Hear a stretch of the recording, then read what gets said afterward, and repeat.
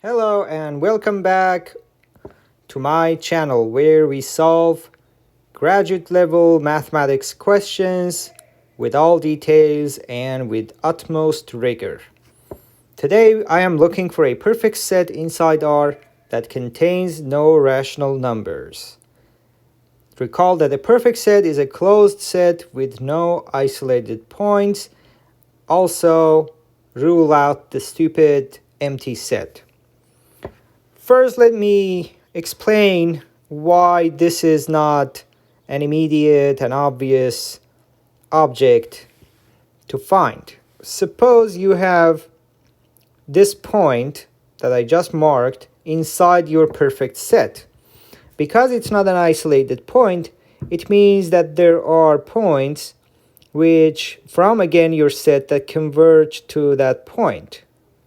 So I don't want to ruin my picture by pushing too hard to draw more, but then each one of these points, because they are in your set, they are not isolated either. So there is further other points from your set that converge to that one. I mean this one. There are points which converge to this one, and so on. And then those new points that you just added, those also are not isolated, and there are even more points which converge to those ones. And that's true for every point in your set. On the other hand, your set is closed, so if these points that you're just adding approximate any other point in the line, so maybe there is some point down here which among all of other points happens to be also approximated by a sequence of such points, then that you have to add to your set. And the worry is, what if there are some rational numbers that you end up approximating? What if among all these points that you keep adding, there are sufficient many of them to approximate some rational number there? And given that rational numbers are pretty much everywhere as well, so it's not obvious. And this approach was like I began by a finite set and tried to add points to achieve the non-isolation criteria, but then I had problem with not hitting any rational numbers. The reverse approach would be you start with say set 0, 1, and then you enumerate all the rational numbers, so you count them. So A1, maybe A2 is here, A3 here, A4 back there, and so on. And then you put little open sets around them. So epsilon much here, maybe around A2 you put epsilon 4th, and then around A3 epsilon 8th, and so on. So you have closed set minus these open intervals. The result is again a closed set. And also it's not empty because you haven't removed too much. Then the problem this time is that maybe you will end up removing such intervals. So maybe you remove one such interval and then again another interval which is adjacent to it. So you will remove everything except for this point there. And that point will become an isolated point because everything to its right and everything to its left have been removed. So in this case, you cannot guarantee that there won't be some isolated points appearing. And it is tempting to say that, well, then these isolated points, you can then remove those ones. The problem is, suppose this and this and this are isolated points, and also they accumulate somewhere, say here. If you remove this isolated one, this isolated one, this isolated one, then this point, the limit here, it was not an isolated point because its neighborhood has many points from here. But every single one of these guys keep being removed. And then what you end up with is that this point, which previously wasn't isolated, becomes isolated because you remove every neighbor of that. So just to emphasize that this perfect set, a closed set with no rationals and every point being a limit point, is quite an interesting object. In fact, it is true that every perfect set has to be uncountable. to give you an idea of what they look like. Okay, so my solution, which I'm quite proud of because I came up with that in my undergraduate years after maybe 3-4 months of going back to that question again and again. The solution was triggered by an exercise in Apostle where you claim that a sequence of the form aj factorial is almost always an irrational quantity, except when aj's hit some maximums. But anyway, for the purpose of brevity, I don't want to discuss in generality. I'm looking at such sequences where my aj is either 1 or 3. So starting with 5 is not really deep. It's just to make some future calculations easier. So let's call this set C. So the set of all quantities that you can get by these series where your AJs are picked from either 1 or 3. So I claim that this C is actually a perfect set. So where should I begin? Number 1, every x in C is irrational. So that's the first criteria that I'm seeking. So if there are some rationals, there's no point in proving the other part. So proof, suppose this x, which has an expression of this form, equals some p over q, right? A rational number. Suppose x is in C and also a rational number. Then, for some p and q, you can write it this way. Now, multiply by q factorial to get the following. So you will get q factorial and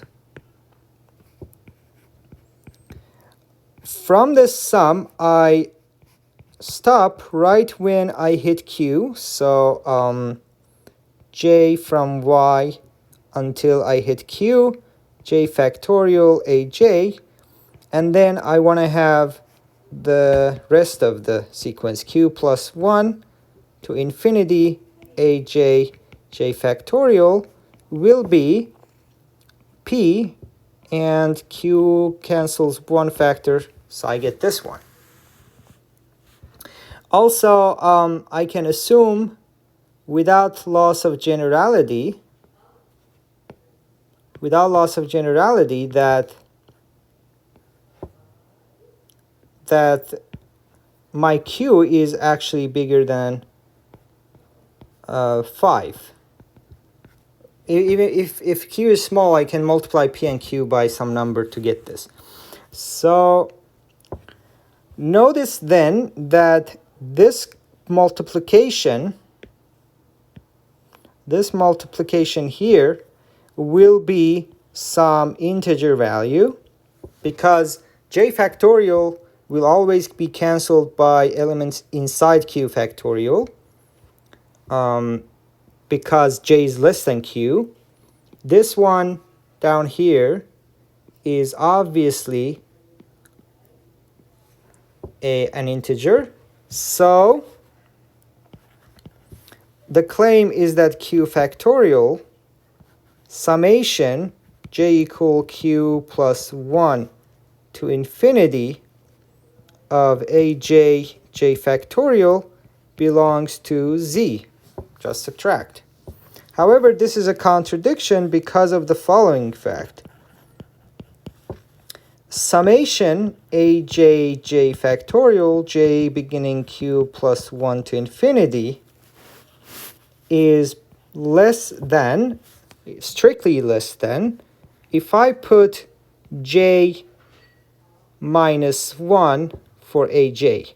So one reason I started with 5 was actually this. So This will be q plus 1 to infinity, because aj is either 1 or 3, and in all cases it's less than j minus 1.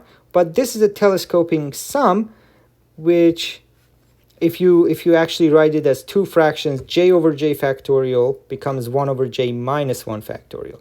Anyway, this becomes strictly less than 1 over q factorial. So q factorial times this summation, j going q plus 1 to infinity, becomes a strictly less than 1 value. Of course, it's positive and not 0. As a result, you have a contradiction. So on the one hand, you proved that it is an integer, and on the other hand, you prove that it is between 1 and 0. So that's a contradiction. As a result, we see that we cannot have x inside q. We cannot write this summation equal to p over q for any p and q integer values. Thus, x is not rational. So that's the main part where I showed that I have not picked any rational numbers inside my set C. So next thing we want to show is that no isolated points in C. Okay. The proof, so I need to fix some x inside C. Given epsilon positive, I will find y from C such that, well, y is not actually x itself. That would be stupid. And the distance is less than epsilon. And that should be sufficient, because for every epsilon, I find another point from C very near to x. But how do I find such a y? So proof of the latter fact. So I have the word proof already there.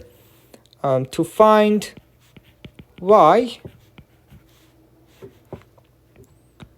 if x is summation aj j factorial, j from 5 to infinity,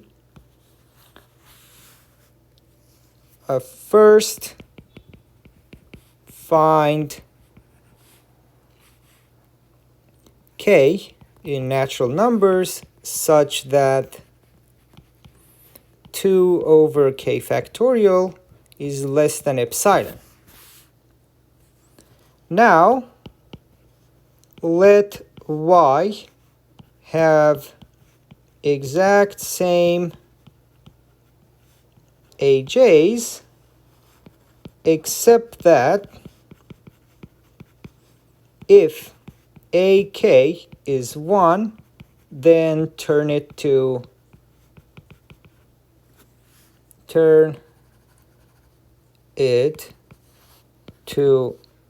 3, and vice versa. So aj's are either 1 or 3. So if ak is 1, make it a 3. If it's 3, make it a 1. This way, y is absolutely different from x because you switched the kth item there, and their difference is exactly equal to 2 over k factorial, because in every other element they agree except for the kth one. One of them is 1, the other is 3, so their difference is 2. So in absolute value, this will be that, and you get less than epsilon. Of course, 2 over k factorial is also positive. And that's the end of the story for the isolation part. Now, what is left to prove is that C is closed. So show this, and you're good to go. So how do I show that C is actually closed? one way of showing a set is closed is that if xn subset C converges, so it's a sequence, but every element is from your set C, converges, then limit is in C. To see this, so I need to prove the claim I just made, and that will be sufficient to show that C is closed. So to see this, suppose x is some summation aj j factorial, j beginning 5 to infinity, and y is summation bj j factorial, j beginning 5 to infinity. If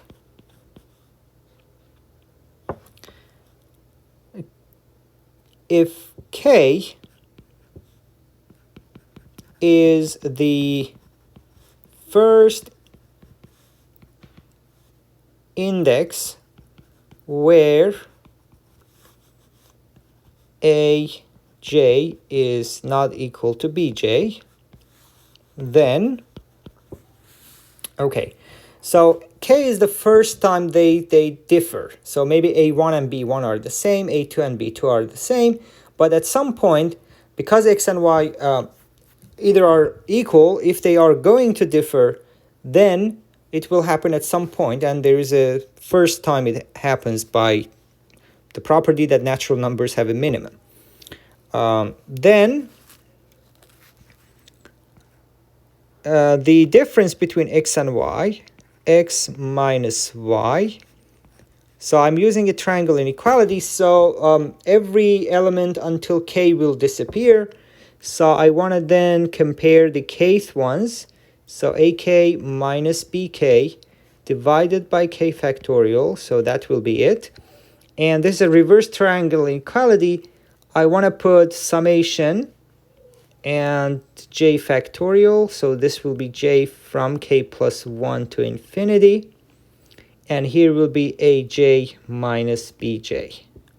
So this is the least they can be different, but this ak minus bk will be 2. We saw this above because one of them is 1, the other is 3. And these other ones, I'm going to be very generous and assume that this difference is j minus 1. I'm being extremely generous here, replacing 2, at most 2, either it's 0 or 2, but I replace it with j minus 1. And the summation is over the same thing, but this summation we just saw was equal to 1 over k. So this will be 2 over k factorial minus 1 over k factorial. And that becomes 1 e over k factorial. So what was this k and what does this story tell us? Well, the message is that if x and y are 2 points in C and their expansion differs at kth incidence, at kth index, then their difference is at least 1 over k factorial. Now, if xn n1 to infinity is convergent, then it's cushy. So for every epsilon positive, there exists some n, which depends on epsilon, such that xn minus xm, their distance is less than epsilon for every n bigger or equal to than or equal to n, for every m bigger than or equal to n. Now, so if in particular epsilon is less than 1 over k factorial, then all xn n bigger than or equal to n must agree on their first k terms. Because of the computation that we just did, if they differed somewhere earlier, their difference would be at least 1 over k factorial. But we know their difference is less than 1 over k factorial because of this and that. So that means the AKs actually stabilize after some point. So if you have x1, which is described as a, say, 1 j over j factorial, j equal 5 or more, and x2, the second item in your sequence, is a 2j j factorial, and so on, then this says that after some point, all a and j, say for instance in this case, let's focus on the first one, on a1s, so that a n1 will be a m1 for every n and m bigger than some threshold. And then there will be a different threshold where an2s will be equal to am2s for every n m bigger than some, so n2 for instance. But anyway, we can then talk about the ultimate AIs for this. So let C1 be a n1 for large n, because we know after some point all of these will be the same thing. And C2 be a n2 for large n, and so on. Now a n1s are either 1 or 3, so their limit will also be 1 or 3. The same goes with a n2 and so on. So each cj such defined will be either 1 or 3. That's one thing. And the last thing that I leave as an exercise, and given that I did similar computations, should be easy, is that indeed your xn's must converge to the summation cj, j factorial, j going 5 and above. So this will be the limit, but then the whole point is that this does belong to C. So you started with a convergent sequence of xn's, and now you show that the limit must also belong to C. And that shows C is closed. So, wrap up. C is closed, no isolated points,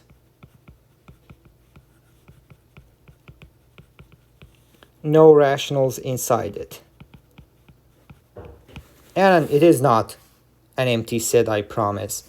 That's the end of the story. A beautiful set. I have more about this factorial expansions maybe in some future videos. Thanks.